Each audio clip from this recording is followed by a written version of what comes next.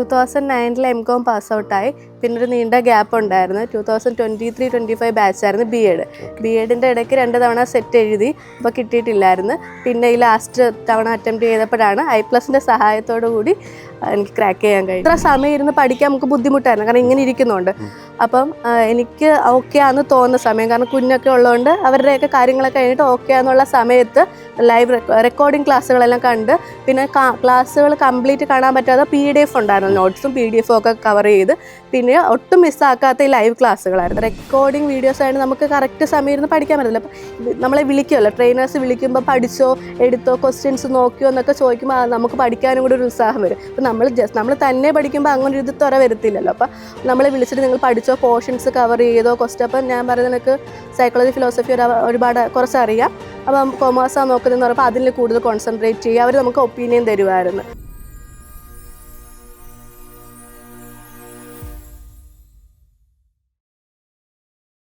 Hi everyone, ഇന്ന് നമ്മളോടൊപ്പം ഉള്ളത് കൊല്ലം ജില്ലയിലെ കൊട്ടാരക്കര സ്വദേശിനിയായ ഷിനിയാണ്.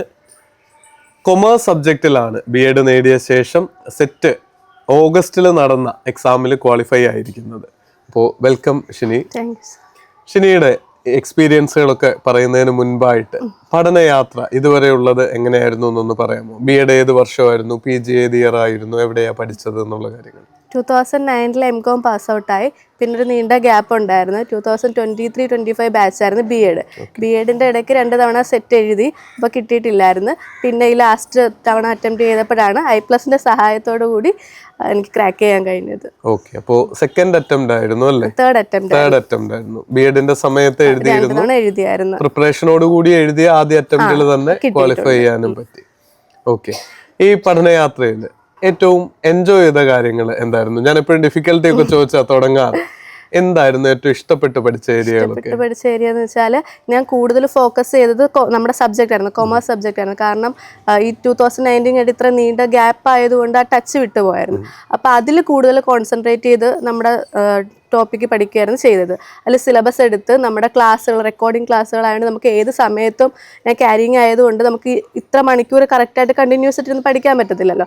അപ്പോൾ എനിക്ക് വേണ്ട ടോപ്പിക്കിൻ്റെ അടുത്ത് എനിക്ക് അവൈലബിൾ ഓക്കെ ആയിട്ടുള്ള ടൈമിൽ പഠിക്കുകയായിരുന്നു ചെയ്തിരുന്നത്. പിന്നെ അതുപോലെ ഒട്ടും മുടക്കാത്ത കാര്യം, ഈ ലൈവ് ക്ലാസ്സുകളൊന്നും മുടക്കിയിരുന്നില്ല. റെക്കോർഡിംഗ് ക്ലാസ് നമുക്ക് ആവശ്യമുള്ളപ്പോൾ കാണാം, ലൈവും പിന്നെ റെക്കോർഡിംഗ് ആയിട്ട് വരുമെന്നുണ്ടായിരുന്നു. എങ്കിലും അപ്പം തന്നെ ലൈവ് ക്ലാസ്സുകൾ അപ്പം തന്നെ കാണാനുള്ള ടൈം കണ്ടെത്തി പഠിക്കുമായിരുന്നു. ഒരുപാട് സന്തോഷവും അഭിമാനവും ക്യാരിയിങ് ആവുമ്പോൾ ഇനീഷ്യൽ ഡിഫിക്കൽട്ടികളൊക്കെ അതിജീവിച്ച് പരീക്ഷ എഴുതിയ ആളാണ്. അപ്പോൾ ഇനിയും നമ്മുടെ ഈ പ്രിപ്പറേഷൻ കുറച്ചുകൂടി മികച്ചതാക്കാമായിരുന്നു തോന്നിയ എന്തെങ്കിലും ഒരു ഏരിയ ഉണ്ടായിരുന്നോ? എനിക്ക് അങ്ങനെ തോന്നുന്നില്ല, കാരണം ഞാൻ കുറച്ച് നാളുകൊണ്ട് ക്രാക്ക്. അപ്പോൾ എന്നെ സംബന്ധിച്ചിടത്തോളം സൈക്കോളജി ഫിലോസഫിയേക്കാൾ എൻ്റെ ടോപ്പിക്ക് എനിക്ക് ബേസിക് ആയിട്ടുള്ള കാര്യങ്ങളെക്കാൾ അതിനകത്തോട്ടൊന്നും അറിയത്തില്ല, കാരണം കുറേ നാളായില്ലേ ഗ്യാപ്പിട്ട്. അപ്പോൾ അത് ഡീപ്പായിട്ട് നോക്കാൻ എന്നെ ഒരുപാട് സഹായിച്ചു. എനിക്ക് പ്രത്യേകിച്ച് അഭിപ്രായങ്ങളൊന്നുമില്ല. നമുക്ക് തരുന്ന സാധനങ്ങൾ കറക്റ്റായിട്ട് ഫോളോ ചെയ്യുക. ലൈവ് ക്ലാസ്സുകളെല്ലാം ഈ MCQ ടൈപ്പ് വരുന്ന ക്വിസ് അതെല്ലാം ഫോളോ ചെയ്യുക. പിന്നെ എന്ത് ഡൗട്ട് ഉണ്ടെങ്കിലും നമുക്ക് ചോദിക്കാനുള്ള ട്രെയിനേഴ്സൊക്കെ ഉള്ളതുകൊണ്ട് എനിക്ക് ഡൗട്ടൊക്കെ വരുമ്പോൾ ഞാൻ വിളിച്ച് ചോദിക്കുമായിരുന്നു. ഏറ്റവും ബെസ്റ്റ് എഫേർട്ട് തന്നെ എടുത്തു എന്നാണ് വിശ്വസിക്കുന്നത് അല്ലേ? ഈ തവണ പേപ്പർ 1 കുറച്ചൊരു ഡിഫിക്കൽട്ട് ആയിട്ടുള്ള ഒരു എക്സാം കൂടിയായിരുന്നു. എങ്ങനെയുണ്ടായിരുന്നു പേപ്പർ 1ന്റെ പരീക്ഷാനുഭവം? പേപ്പർ 1 സൈക്കോളജി ഫിലോസഫി ഇപ്പം BEd കഴിഞ്ഞതുകൊണ്ട് അതിൽ കുറച്ച് ടച്ച് ഉണ്ടായിരുന്നു. പക്ഷെ എനിക്ക് കറണ്ട് അഫയേഴ്സും ഇംഗ്ലീഷും ഒക്കെ ഒന്ന് വലുതായിട്ട് അറിഞ്ഞുണ്ടായിരുന്നു. അതൊക്കെ ഈ I+ന്റെ സഹായത്തോടുകൂടെ പഠിച്ചതാണ്. പിന്നെ സൈക്കോളജി ഫിലോസഫിയും ടഫ് ആയിരുന്നെങ്കിലും ഇതിൻ്റെ പഠിച്ചതിൻ്റെ ഒരു ഇതുണ്ടായിരുന്നു, അത് വെച്ച് എഴുതിയത്. ഓക്കെ, ലാസ്റ്റ് ഒരു 1 മന്തിലെ പ്രിപ്പറേഷൻ, അതിന്റെ ടൈമിംഗ് എത്ര ടൈം സ്പെൻഡ് ചെയ്യുമായിരുന്നു എന്നിങ്ങനെയുള്ള കാര്യങ്ങൾ ഓർമ്മയുള്ളിടത്തോളം? ടൈം അങ്ങനെ ഇത്ര സമയം ഇരുന്ന് പഠിക്കാൻ നമുക്ക് ബുദ്ധിമുട്ടായിരുന്നു, കാരണം ഇങ്ങനെ ഇരിക്കുന്നുണ്ട്. അപ്പം എനിക്ക് ഓക്കെ ആണെന്ന് തോന്നുന്ന സമയം, കാരണം കുഞ്ഞൊക്കെ ഉള്ളതുകൊണ്ട് അവരുടെയൊക്കെ കാര്യങ്ങളൊക്കെ കഴിഞ്ഞിട്ട് ഓക്കെ ആണെന്നുള്ള സമയത്ത് ലൈവ് റെക്കോർഡിംഗ് ക്ലാസ്സുകളെല്ലാം കണ്ട്, പിന്നെ ക്ലാസ്സുകൾ കംപ്ലീറ്റ് കാണാൻ പറ്റാതെ PDF ഉണ്ടായിരുന്നു, നോട്ട്സും PDF ഒക്കെ കവർ ചെയ്ത്. പിന്നെ ഒട്ടും മിസ്സാക്കാത്ത ഈ ലൈവ് ക്ലാസ്സുകളായിരുന്നു. ലൈവ് ക്ലാസ്സിൽ MCQ സെക്ഷനൊക്കെ ഉണ്ടായിരുന്നു, അതെല്ലാം കവർ ചെയ്ത് പോകുമായിരുന്നു. പിന്നെ അവസാന ദിവസങ്ങളിൽ പ്രീവിയസ് ഇയർ ക്വസ്റ്റ്യൻസ് ഉണ്ടായിരുന്നല്ലോ, അതെല്ലാം ഫോളോ അപ്പ് ചെയ്തു. ഓർമ്മ നിൽക്കാത്ത പ്രശ്നമൊക്കെ ഒരുപാട് പേര് പറയും. നമ്മൾ പഠിക്കും, കുറെ കാര്യങ്ങൾ വിട്ടുപോകും. മെമ്മറിയിൽ നിൽക്കാൻ വേണ്ടിയിട്ട് റിവിഷന് വേണ്ടിയിട്ട് എന്തൊക്കെയാണ് ചെയ്തത്? റിവിഷൻ ചെയ്തെന്ന് വെച്ചാൽ എനിക്ക് പെട്ടെന്ന് അങ്ങ് മറന്നു പോകും, കാരണം കുറേ നാളായില്ലേ. അപ്പോൾ പഠിച്ചത് തന്നെ പിന്നെയും പഠിക്കും. ഒരു 3-4 ദിവസം ഗ്യാപ്പിട്ട് പിന്നെ ആ പോർഷൻസ് തന്നെ ഒന്നുകൂടി പഠിച്ചു പോകുമായിരുന്നു. കാരണം മറന്നു പോവും. നമുക്ക് ഇത്രയും കാര്യങ്ങളുടെ ഇടയ്ക്ക് ഇതും കൂടിയൊക്കെ പഠിക്കുമ്പോൾ ഉള്ള ഒരു മറവി ഉണ്ടായിരുന്നു.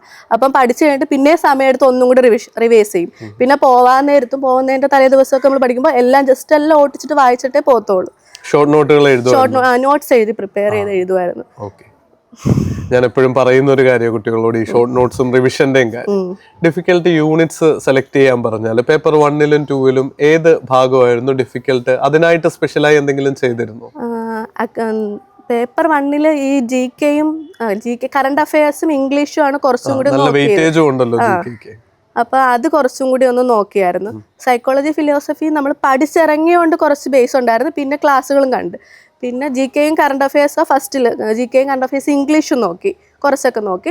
അക്കൗണ്ടിങ് സ്റ്റാൻഡേർഡ്സും കാര്യങ്ങളും നോക്കി. അത് എപ്പോഴും ഷുവർ ക്വസ്റ്റ്യൻസ് ആണല്ലോ. പിന്നെ എക്കണോമിക്സിൻ്റെ പോർഷൻസ് ഒക്കെ നോക്കി. മാനേജ്മെൻറ്റ് നമുക്ക് ജസ്റ്റ് വായിച്ച് പോയാൽ മതി എന്നുള്ളൊരു ഇതുകൊണ്ട് അതൊക്കെ ജസ്റ്റ് വായിച്ച് പോയി പ്രീവിയസ് ഇയർ ക്വസ്റ്റ്യൻസ് വർക്കൗട്ട് ചെയ്യുകയും ചെയ്തു. I+ന്റെ ജേർണിയിൽ ഹെൽപ്പ് ഇതിന്റെ ഇടയിൽ പറഞ്ഞിരുന്നു. ഏറ്റവും വാല്യുബിൾ ആയിട്ട് തോന്നിയ അല്ലെങ്കിൽ ഏറ്റവും നന്നായി തോന്നിയ ഒരു ഫീച്ചർ എന്തായിരുന്നു? എല്ലാ കാര്യങ്ങളും നല്ലതായിരുന്നു. പിന്നെ നമുക്ക് തോന്നുന്നു റെക്കോർഡിങ് വീഡിയോസ് ആയിട്ട് നമുക്ക് കറക്റ്റ് സമയം ഇരുന്ന് പഠിക്കാൻ പറ്റില്ല. അപ്പം നമ്മളെ വിളിക്കുമല്ലോ, ട്രെയിനേഴ്സ് വിളിക്കുമ്പോൾ പഠിച്ചോ എടുത്തോ ക്വസ്റ്റ്യൻസ് നോക്കിയോ എന്നൊക്കെ ചോദിക്കുമ്പോൾ നമുക്ക് പഠിക്കാനും കൂടി ഒരു ഉത്സാഹം വരും. അപ്പം നമ്മൾ തന്നെ പഠിക്കുമ്പോൾ അങ്ങനെ ഒരു ത്വര വരത്തില്ലല്ലോ. അപ്പം നമ്മളെ വിളിച്ചിട്ട് നിങ്ങൾ പഠിച്ചോ, പോർഷൻസ് കവർ ചെയ്തോ ക്വസ്റ്റ്യൻ. അപ്പം ഞാൻ പറയുന്നത് എനിക്ക് സൈക്കോളജി ഫിലോസഫി ഒരുപാട് കുറച്ചറിയാം. അപ്പം കൊമേഴ്സാണ് നോക്കുന്നതെന്ന് പറയുമ്പോൾ അതിൽ കൂടുതൽ കോൺസെൻട്രേറ്റ് ചെയ്യുക. അവർ നമുക്ക് ഒപ്പീനിയൻ തരുമായിരുന്നു. ഇത് നോക്ക്, പ്രീവിയസ് ഇയർ ക്വസ്റ്റ്യൻസ് നോക്ക്, അങ്ങനെ കാര്യങ്ങളൊക്കെ പറഞ്ഞു തരുമായിരുന്നു. ഒരുപാട് സന്തോഷം ഇത് ഹെൽപ്പ് ചെയ്തു എന്ന് അറിയുന്നതല്ലേ. ഇനിയും ഇത് പ്രിപ്പയർ ചെയ്യുന്ന അമ്മമാരായിട്ടുള്ള സനയുടെ അമ്മയാണ്, അടുത്തൊരാൾക്കായിട്ട് വെയിറ്റ് ചെയ്യുന്നു. അമ്മമാരായിട്ട് ഒരുപാട് പേര് ഈ വീഡിയോ കാണുന്നുണ്ടാവും. സെറ്റിനും നെറ്റിനും ഒക്കെ തയ്യാറെടുക്കുന്ന വിദ്യാർത്ഥികളുണ്ടാവും. അവരോട് എന്താ പറയാനുള്ളത്? ഇനി സെറ്റിന് വേണ്ടി ട്രൈ ചെയ്യുന്നിടത്ത് പറയാനുള്ളത്, കൂടുതലായിട്ട് നമുക്ക് ഏത് ഏരിയ ആണോ വേണ്ടത് അത് പഠിക്കുക. അതുപോലെ തന്നെ പ്രീവിയസ് ഇയർ ക്വസ്റ്റ്യൻസ് വർക്കൗട്ട് ചെയ്യുക. പിന്നെ ഒരു കാര്യം വെച്ചാൽ നമ്മൾ പഠിക്കുന്ന കാര്യങ്ങൾ ഒരു 3-4 ദിവസത്തെ ഗ്യാപ്പ് ഇട്ട് പിന്നെ റിവൈസ് ചെയ്യുക. റിവിഷൻ ചെയ്താൽ നമുക്ക് ഓർമ്മയിരിക്കത്തുള്ളൂ, അല്ലെങ്കിൽ ജസ്റ്റ് നമ്മൾ മറന്നു പോകും. അപ്പം പഠിച്ചൊരു 3-4 ദിവസങ്ങൾക്ക് ശേഷം ഒന്നും കൂടി റിവൈസ് ചെയ്യുക. പിന്നെ പ്രീവിയസ് ഇയർ ക്വസ്റ്റ്യൻസും ക്വിസും എല്ലാം ഫോളോ അപ്പ് ചെയ്യുക. ലൈവ് ക്ലാസ്സുകളൊന്നും മുടക്കരുത്. പിന്നെ അതുപോലെ അവസാനത്തെ ദിവസങ്ങളും പ്രീവിയസ് ഇയർ ക്വസ്റ്റ്യൻസുകളെല്ലാം മാക്സിമം പ്രീവിയസ് ഇയർ ക്വസ്റ്റ്യൻസുകളെല്ലാം ഫോളോ അപ്പ് ചെയ്യുക എന്നുള്ളത്. ഓക്കെ. ഞങ്ങളെ വീട്ടിലേക്ക് സ്വീകരിച്ചതിന് ഷിനിയോടും അതുപോലെ തന്നെ ഫാമിലിയോടും ഒക്കെ ഉള്ള നന്ദി ഞങ്ങൾ രേഖപ്പെടുത്താണ് I+ന്റെ ടീമിൻ്റെ ഭാഗത്ത് നിന്ന്. ഇനിയിപ്പോൾ നെറ്റിന് തയ്യാറെടുക്കണമെന്ന് പറഞ്ഞു, ആ ജേർണിയിലും I+ലേക്ക് സ്വാഗതം ചെയ്യുന്നു. ഇനിയും ഒരുപാട് വിജയങ്ങളും ഒരു ജോലി എന്നുള്ള സ്വപ്നത്തിലേക്കും നടന്നെടുക്കാൻ സാധിക്കട്ടെ. All the best. എല്ലാ നന്മകളും. Thank you.